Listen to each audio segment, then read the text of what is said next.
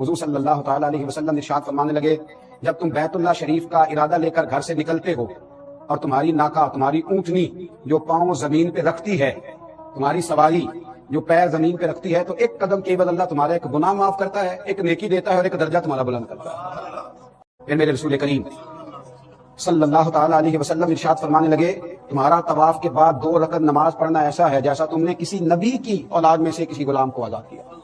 اور پھر نبی کریم علیہ السلام فرمانے لگے، صفا مروہ کی صحیح اس طرح ہے جس طرح تم نے 70 غلام آزاد کر دیے۔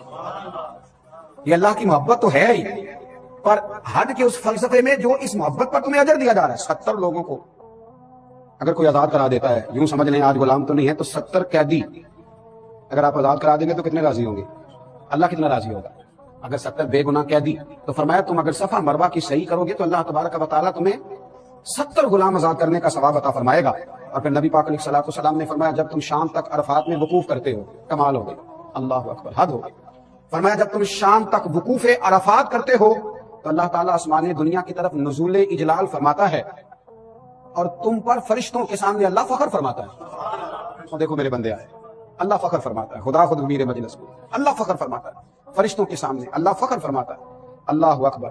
فرشتوں دیکھو میرے بندے میرے پاس غبار آلود بالوں کے ساتھ دور دراز کے رستوں سے چل کے آئے ہیں، یہ میری جنت کی امیدوار ہیں۔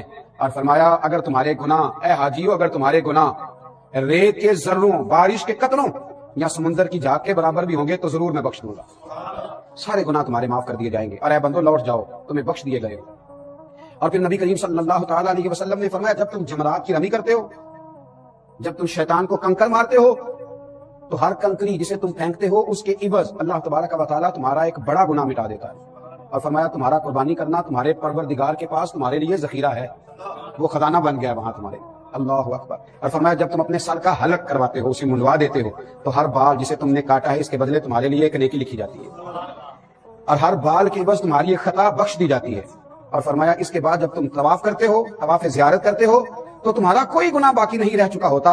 اب ایک فرشتہ اپنا ہاتھ تمہارے دونوں کندھوں کے درمیان رکھ کے کہتا ہے، سب کی دیتا ہے، آئندہ نیک عمل کرنا، تیرے پچھلے سارے گناہ اللہ نے معاف کر دیے۔